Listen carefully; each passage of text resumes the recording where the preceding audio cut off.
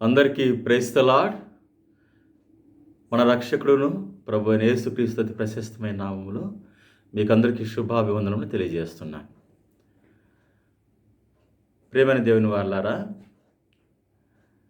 ఒక సహోదరుడు నన్ను అడిగినటువంటి ప్రశ్నకు ఈరోజు సమాధానం ఇవ్వాలని చెప్పి నేను ఆశపడుచున్నాను. అదేంటంటే,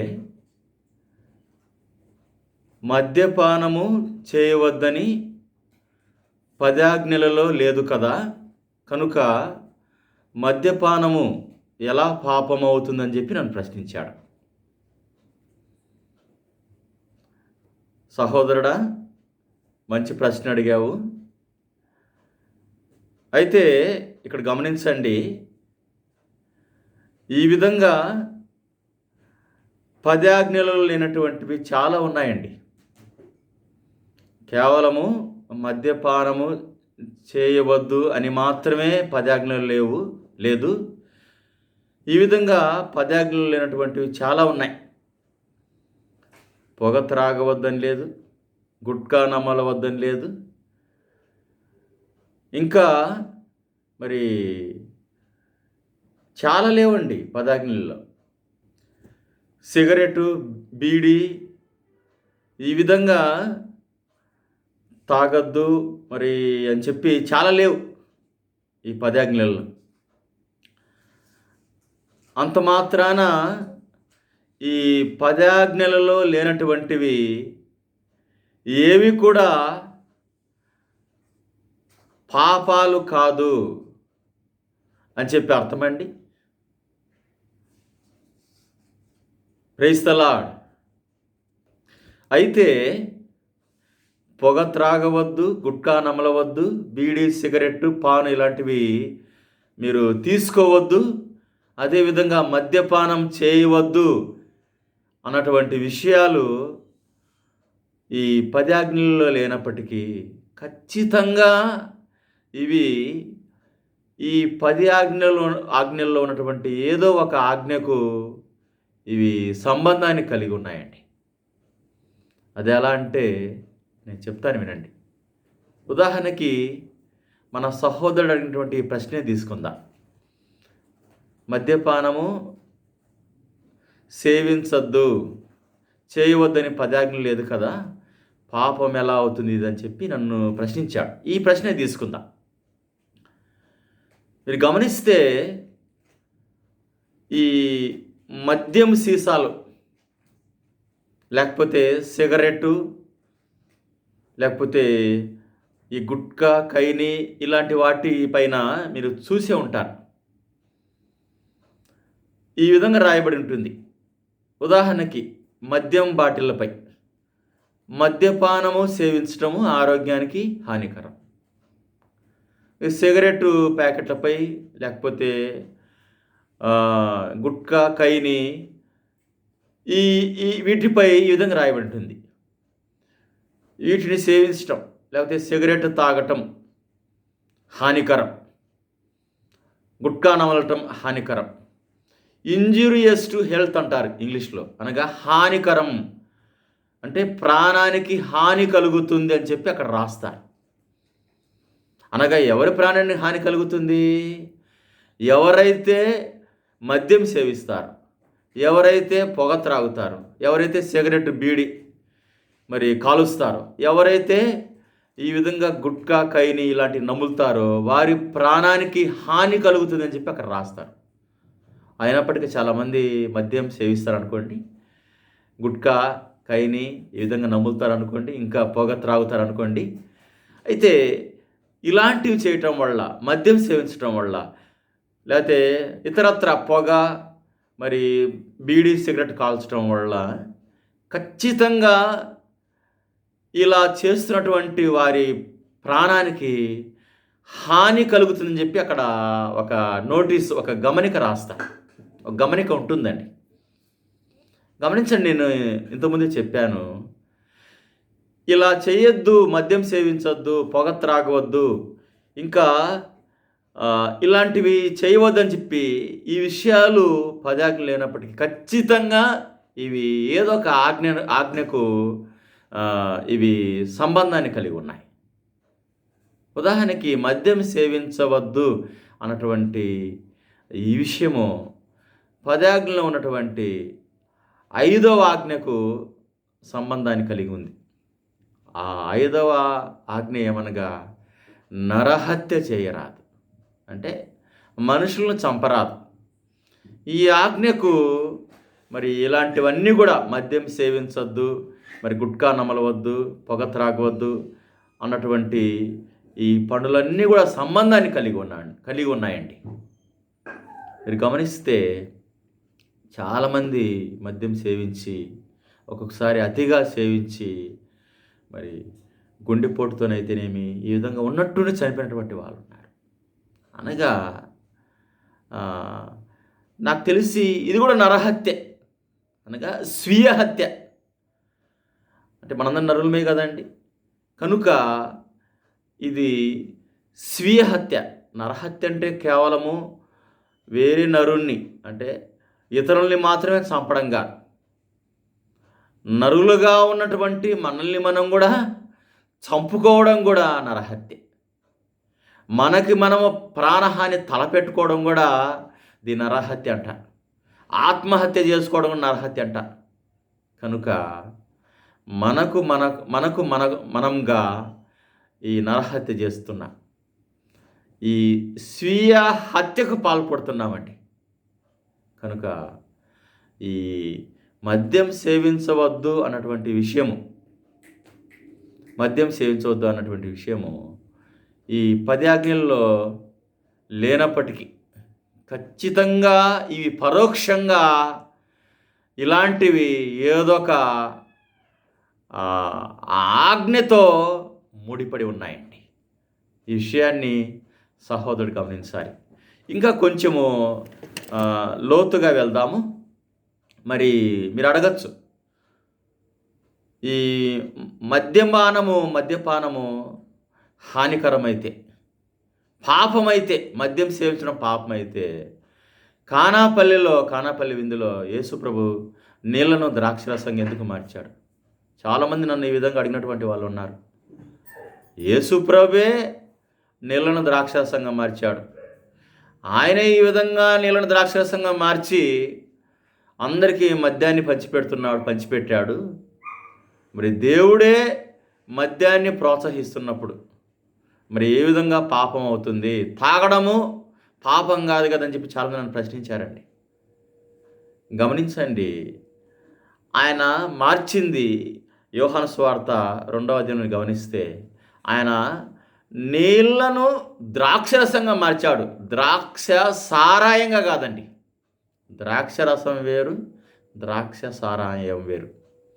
ద్రాక్షరసము నాకు తెలిసి అతిగా సేవిస్తే తప్ప అది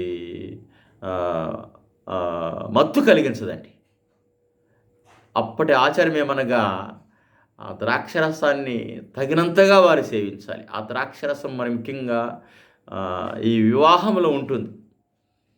అయితే ఇక్కడ యేసుక్రీస్తు ప్రభు నీళ్లను ద్రాక్షరసంగా మారుస్తున్నాడు, కానీ ద్రాక్ష సారాయంగా మార్చలేదు. ద్రాక్ష సారాయాన్ని మద్యం అని కూడా చెప్తారు. ఈ ద్రాక్ష రసాన్ని ఎక్కువ పులియబెడితే అది ద్రాక్ష సారాయంగా మారుతుంది, లేకపోతే మద్యంగా మారుతుందండి. ఈ విధంగా చాలామంది అప్పటి నుండి ఇప్పటి వరకు కూడా ఈ దినాల్లో కూడా ఈ విధంగా ద్రాక్ష రసాన్ని దాన్ని పులియబెట్టి దాన్ని ఎక్కువ రోజులు ముర్రగబెట్టి ద్రాక్ష సారాయంగా మార్చుకుంటున్నారు, మద్యంగా మార్చుకుంటున్నారు, దాన్ని సేవిస్తున్నారు. మీరు గమనించాలి. మరొకసారి చెప్తున్నాను, యేసుక్రీస్తు ప్రభు నీళ్లను మార్చింది ద్రాక్ష రసంగా మాత్రమే, ద్రాక్ష సారాయం కాదు. మరి ఏంటి ద్రాక్ష రసానికి ద్రాక్ష సారాయానికి మధ్య వ్యత్యాసము? ద్రాక్ష రసము మత్తును కలిగించదు, ద్రాక్ష సారాయము లేకపోతే మద్యము మత్తును కలిగిస్తున్నటువంటి సంగతిని మనం ఇక్కడ గ్రహించాలి. మీరు గమనించాలి, ఈ మద్యాన్ని ద్రాక్ష రసంతోనే కాదు, మద్యాన్ని అనగా ఈ ద్రాక్ష సారాయాన్ని ద్రాక్ష రసంతోనే కాదు, ఇంకా ఇతరత్ర వస్తువులతో కూడా తయారు చేసినటువంటి వారు అప్పట్లో ఉన్నారు, ఇప్పుడు కూడా ఉన్నారు. గమనించండి ప్రియమైన దేవుని వాళ్ళారా, వీటికి మధ్య ఉన్నటువంటి వ్యత్యాసం మనం గమనిద్దాము. సాలొమోను జ్ఞాన గ్రంథము 1వ అధ్యాయం. ఒకసారి మనం చూద్దాము. సాలొమోను జ్ఞాన గ్రంథం 1వ అధ్యాయము. ఇక్కడ మీరు గమనిస్తే హన్నా ఒక స్త్రీ ఇక్కడ కనిపిస్తుంది. ఆమెకు బిడ్డలు సంతానం ఉండదు. కనుక చాలా సంవత్సరాలుగా ఆమె కన్నీరు గారుస్తుంటుంది సంతానం కోసం. ఒకసారి ఆమె ఏలీ యాజకుడిగా ఉన్నప్పుడు చర్చిలో, ఆ ప్రార్థనా మందిరంలో ఈమె ఒకసారి చర్చికి వచ్చి కన్నీరు మున్నీరుగా ఏడుస్తూ, అంటే మాట్లాడకుండా పేదాలు కలుపుతూ ఉంటుంది. ఈ విధంగా కలుపుతున్నప్పుడు ఆయన అంటాడు, ఏమమ్మా నువ్వేమన్నా తాగొచ్చావా, తాగొచ్చి మరి ఈ విధంగా నువ్వు ప్రవర్తిస్తున్నావా అని చెప్పి అడుగుతున్నప్పుడు ఆమె ఏమంటుందో ఒకసారి చూద్దాము. సమూయేలు మొదటి గ్రంథం 1వ అధ్యాయం 13 అన్న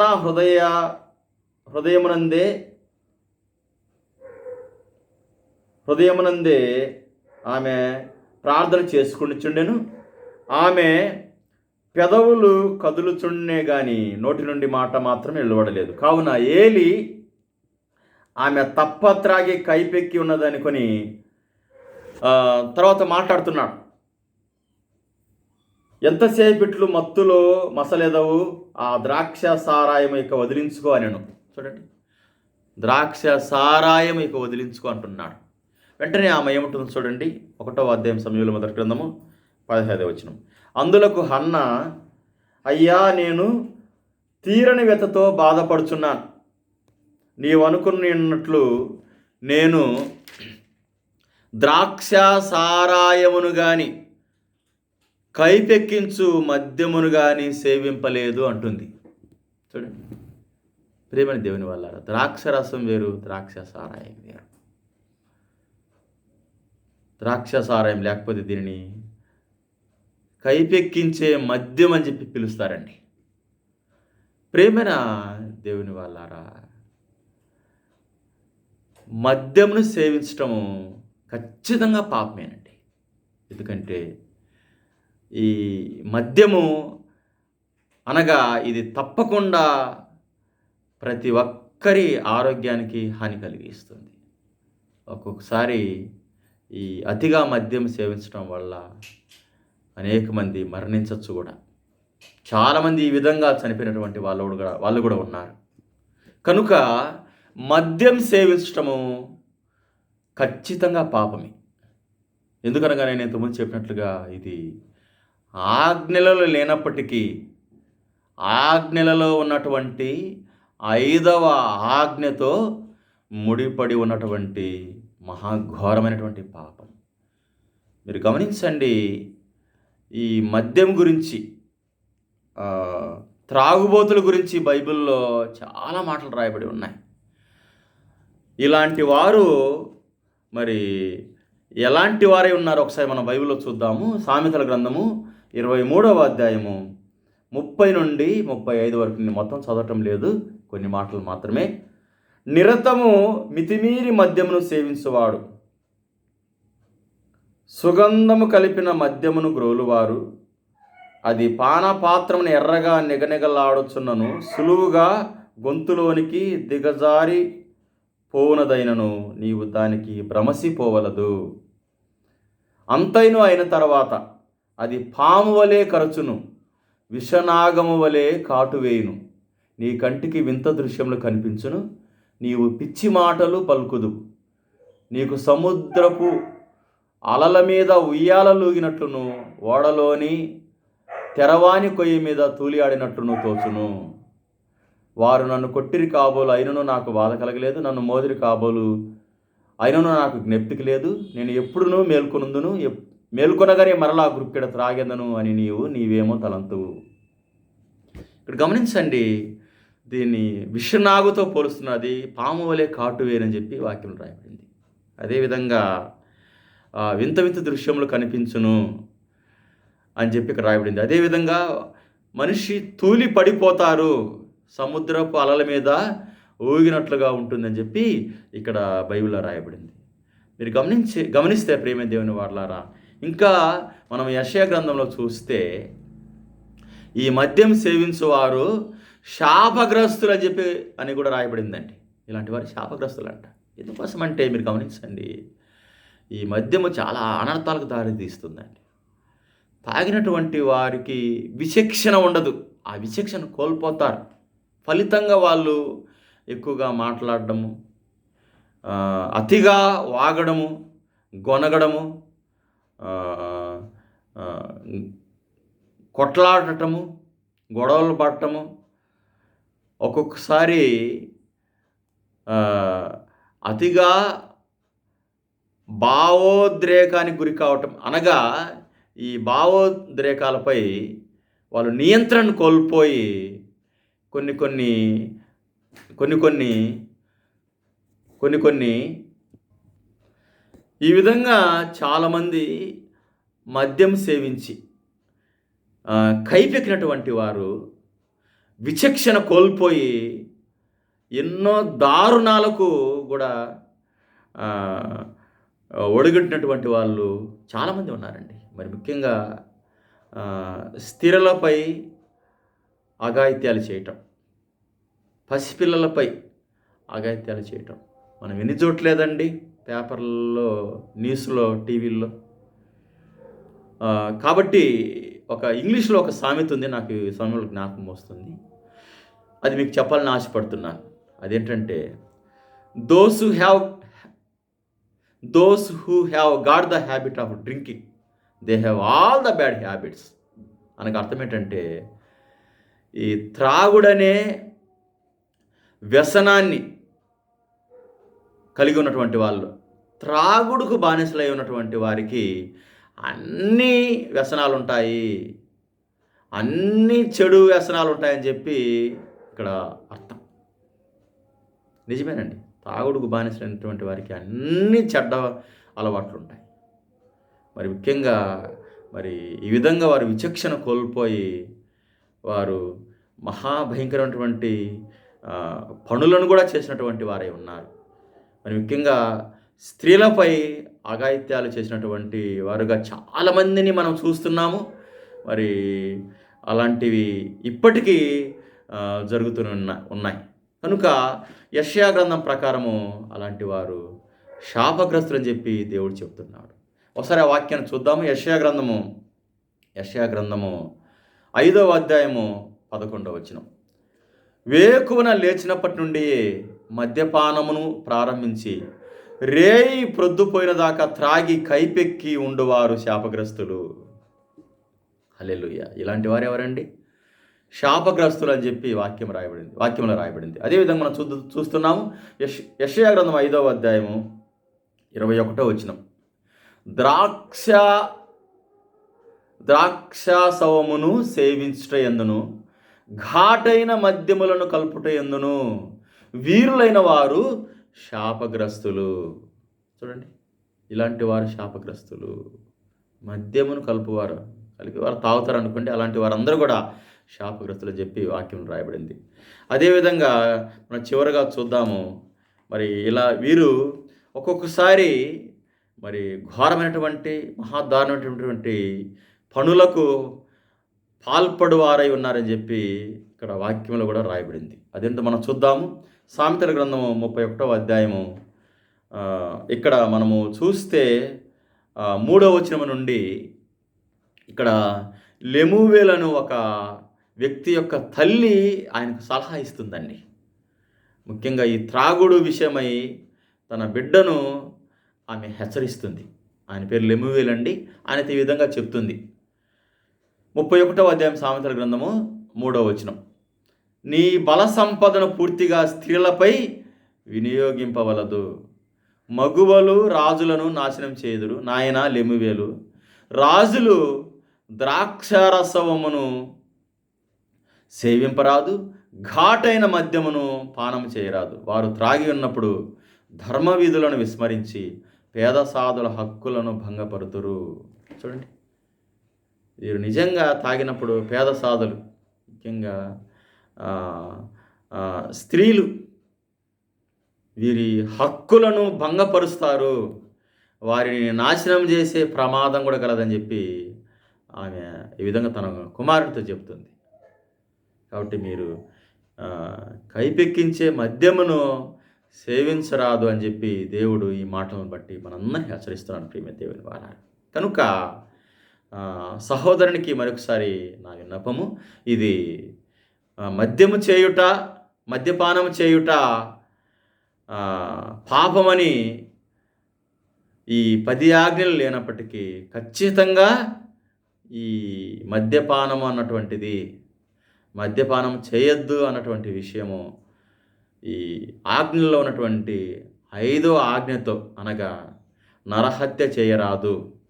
అది ఇతరులను హత్య చేయటమైనా కానీ, లేకపోతే స్వీయ హత్య అయినా కానీ, ఏదైనా నరహత్య. కాబట్టి నరహత్య చేయరాదు అన్నటువంటి ఈ ఆజ్ఞతో ముడిపడి ఉంది కనుక ఇది ఖచ్చితంగా పాపమే అన్నటువంటి సంగతిని సహోదరుడు మరి మీరందరూ కూడా గ్రహించవలసిందిగా మీ అందరికీ ప్రేమపూర్వకంగా మనవి చేస్తున్నాను.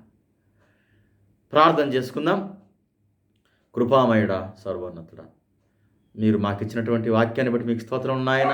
మరి ముఖ్యంగా ఘాటైన మద్యాన్ని సేవించు వారిని ఈ వాక్యాన్ని బట్టి మీరు హెచ్చరించి ఉన్నారు ప్రభువా. మీరు ఈ త్రాగుబోతులకు ఇచ్చినటువంటి హెచ్చరికను బట్టి మీకు వేలాది స్తోత్రాలు చెల్లిస్తున్నాం ప్రభువా. ఈ విధంగా మద్యమును సేవించి ఇటు స్వీయ హత్యకు మరియు ఇతరుల హత్యకు ప్రభువా మేము కారకులు కాకుండాటకై ప్రభువా మా అందరిని హెచ్చరించి ఉన్నారు. అదేవిధంగా మరి త్రాగుట వల్ల, మరి మద్యం సేవించడం వల్ల వాళ్ళు ఎలాంటి అనర్థాలు మరి సంభవిస్తాయో వాటన్నిటిని నాయన కూలంకషంగా వాక్యం ద్వారా మాకు తెలియపరిచిన ఆయన మా అందరినీ ప్రభువా మీరు అప్రమత్తులను చేసినందుకు నాయన, మేలుకొల్పినందుకు నాయన, ఈ వాక్యాన్ని బట్టి ప్రభువా మహాఘోరమైనటువంటి మద్యం సేవించటం అన్నటువంటి ఈ పాపము నుండి మా అందరినీ మరి రక్షించినందుకు ప్రభువా, మరి మా అందరినీ హెచ్చరించినందుకు మీకు వేలాది స్తోత్రాలు చెల్లిస్తూ, మద్యమనే ఈ మహా భయంకరమైనటువంటి పాపము నుండి మమ్మల్ని మేము రక్షించుకుంటూ గాను మీ యొక్క కృపను మాకు దయచేయమని మా ప్రభును లోకరక్షకుడైన యేసునామములో మేము దీన్ని అడిగి ప్రార్థిస్తున్నాం మా ప్రియ పరలోకపు తండ్రి. ఆమేన్, ఆమేన్, ఆమేన్.